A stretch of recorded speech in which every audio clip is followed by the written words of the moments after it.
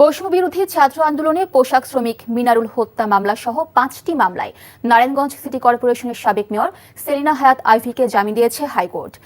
না, আমি বলবো যে মানুষের অবদানই সবচেয়ে বেশি। এখানে নৌকা আর আইভী এক। বিএনপির প্রত্যেকটা কর্মী বলবে নারায়ণগঞ্জে আইভীকে গ্রেফতার করা ঠিক হয়। নারায়ণগঞ্জ সিটি কর্পোরেশনের সাবেক মেয়র সেলিনা হায়াৎ আইভীকে 5 মামলায় জামিন দিয়েছে হাইকোর্ট। এই যে আইভী জামিন পেল, কিভাবে জামিন পেল, কত কোটি টাকার বাণিজ্য হয়েছে, এগুলো কেন আপনারা বলেন না? অনেকেই কথা বলে এনসিপি নাকি চাঁদাবাজি করে, বৈষম্য নাকি চাঁদাবাজি করে।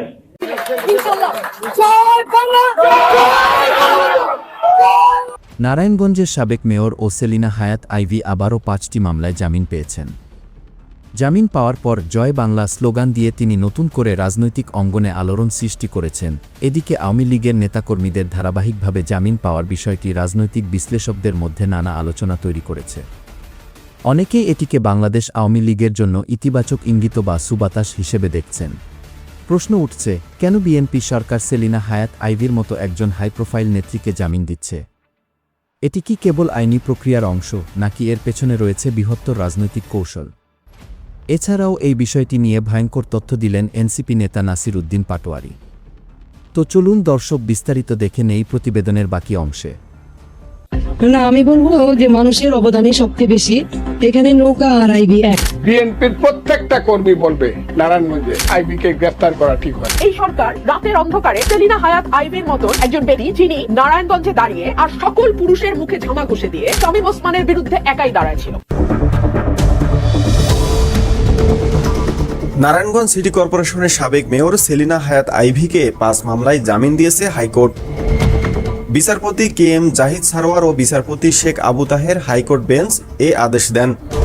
5 মামলার মধ্যে 4টি মামলার গ্রেপ্তার দেখানো হয়েছে। সেগুলো হলো ফতুল্লা থানায় করা বাস চালক আবুল হোসেন মিজি হত্যা, আব্দুর রহমান হত্যা, মোহাম্মদ ইয়াসিন হত্যা এবং পারভেজ হত্যা মামলা। হামলা ও সরকারি কাজে বাধা দেওয়ার অভিযোগে অপর মামলাটি করা হয়েছে সদর মডেল থানায়। আসামি পক্ষের ছিলেন সিনিয়র অ্যাডভোকেট সারা হোসেন ও মোতাহার হোসেন সাজু।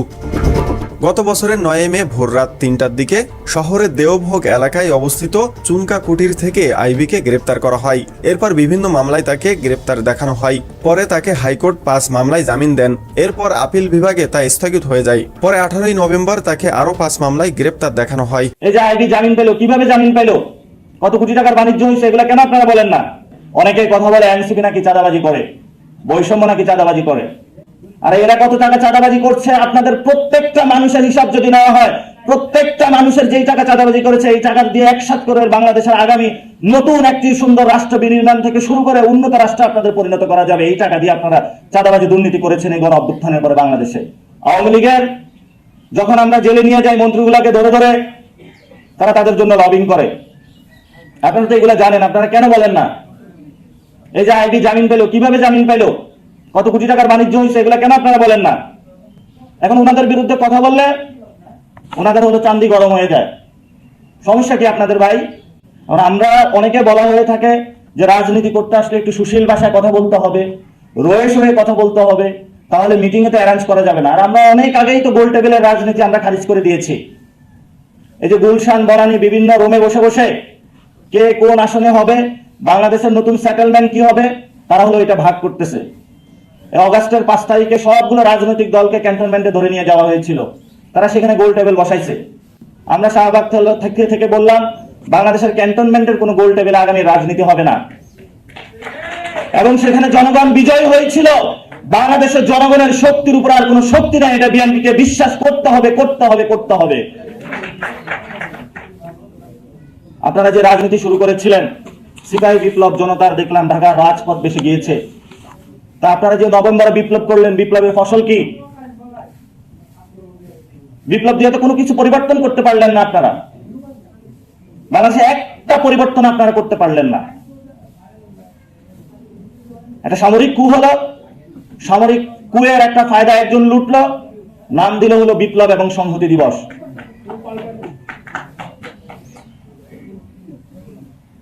আপনাদের দুনিয়া সভ্য জগতের দিকে যাচ্ছে,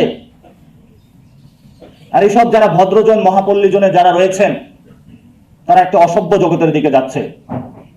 এখন আমরা নতুন করে দেখলাম যে ইসলামিক যে দলগুলো রয়েছে, এর মধ্যে সুন্নি তারা তো আওয়ামী লীগের সাথে ছিল, হেফাজতে ইসলাম বিএনপির সাথে ছিল, কিন্তু হেফাজতে ইসলামের যখন লাশগুলো সাপ্লাই একের পর এক করতেছিল, কই সেদিন তো বিএনপির একটা নেতাকেও আমরা উকি দিতে দেখি নাই। সাপ্লাই যখন আমাদের আলেম ভাইরা এখানে একের পর এক শহীদ হচ্ছিল, আপনারা তখন গুলশানে বসে অন্যান্য আওয়ামী লীগের সাথে ব্যাংকের ভাগ বটোয়ারায় ব্যস্ত ছিলেন। আলেমদেরকে এটা বুঝতে হবে। নতুন করে তারা আলোচনায় নিয়ে এসেছে যে জামায়াত ইসলামের হলো মওদুদি ইসলাম এবং ওনাদের একটা হলো মদিনার ইসলাম। একই সাথে বক্তব্য দিলেন সালাউদ্দিন সাহেব। আর মদিনার ইসলামে আপনি চাঁদাবাজি দুর্নীতি কোথায় থেকে পাইলেন? মদিনার ইসলামে আপনি ফ্যাসিজম কোথায় পাইলেন? মদিনার ইসলামে আপনি হাওয়া ভবন কোথায় থেকে পাইলেন? মদিনার ইসলামটা একটি শান্তির সমাজ প্রতিষ্ঠা করতে আমাদেরকে শিখিয়েছিল। তো মদিনার যদি আপনারা বাংলাদেশে কায়েম করতে চান, তাহলে মদিনার সনদটা একটু ভালো করে পড়ে নেবেন। তাহলে জুলাই সনদের রেফারেন্সের কিছু না কিছু পাবেন সেখানে। কারণ জুলাই সনদে যে কথাগুলো বলা হচ্ছে, শান্তির যে নতুন একটি সাম্যের সোসাইটি প্রতিষ্ঠা করার কথা বলা হচ্ছে, সেগুলোই তো মদিনার সনদের ভাষ্যের কথা। তাহলে মদিনার সনদ কি আমাদেরকে দেখাচ্ছেন মদিনার যে জীবন, সেটা কি আমাদেরকে রাজনৈতিকভাবে ওয়াশ করার জন্য, চোখে কিছু ধুলো দেওয়ার জন্য আপনাদের এই বক্তব্য দিচ্ছেন? যে সংগঠনকে বাংলাদেশ সরকার নিষিদ্ধ ঘোষণা করেছে, এই সংগঠনের পক্ষে বাংলাদেশ সুপ্রিম কোর্ট পারে অরাজকতা ও নৈরাজ্য সৃষ্টি করার লক্ষ্যে তারা তৎপরতা চালাচ্ছে। একটা নতুন সরকার গঠিত হয়েছে, কাদামাটির মতো নরম একটা সরকার, কিন্তু ষড়যন্ত্রকারীরা তারা থেমে নেই। তারা এই সরকারকে নানাভাবে বিব্রত করার জন্য, সরকারকে বিপাকে ফেলানোর জন্য বিভিন্ন ষড়যন্ত্র করে যাচ্ছে। সেই ষড়যন্ত্রই আমরা বরিশালে লক্ষ্য করেছি। নিষিদ্ধ ঘোষিত সংগঠনের নেতাকে আত্মসমর্পণ করার সাথে সাথে জামিন দিয়ে দেওয়া হলো। আর এই নিষিদ্ধ ঘোষিত সংগঠন দ্বারা যারা 15 বছর নির্যাতিত হয়েছেন, তারা প্রতিবাদ করলেন, এই কারণে তারা মামলার আসামি হয়ে গেলেন এবং তাদেরকে গ্রেপ্তার করার চেষ্টা করা হলো। অবশেষে সভাপতিকে তার দপ্তর থেকে ধরে নিয়ে যাওয়া হলো। বহু অকাম করেছেন, বহু অন্যায় করেছেন, বহু নির্যাতন করেছেন। আর কোন ষড়যন্ত্র বা নির্যাতন করার কোন পদের দেওয়ার চেষ্টা করবেন না। যদি কোন রকম বিশৃঙ্খলা করার চেষ্টা করেন, সাধারণ আইনজীবীদেরকে সাথে নিয়ে আপনাদেরকে আমরা প্রতিরোধ করবো এবং প্রতিবাদ আমরা জানাবো ইনশাল্লাহ। গতকালকে তো প্রিয় দর্শক, এতক্ষণ আমাদের সাথে থাকার জন্য আপনাদের অসংখ্য ধন্যবাদ। আর হ্যাঁ, আজকের এই উক্ত বিষয়টি হতে আর সেলিনা হায়াৎ আইবির 5টি মামলার জামিনের বিষয়টি নিয়ে আপনাদের কি বক্তব্য, তা অবশ্যই আমাদের কমেন্ট করে জানাতে বলবেন না। আপনি যদি আমাদের এই চ্যানেলে নতুন দর্শক হয়ে থাকেন, তাহলে অবশ্যই চ্যানেলটি সাবস্ক্রাইব করে বেল বাটনটি অন করে রাখবেন। আজকের মতো এখানে বিদায় নিচ্ছি। দেখা হচ্ছে পরবর্তী কোনো একটি ভিডিওতে। ভালো থাকবেন সবাই। ধন্যবাদ সবাইকে।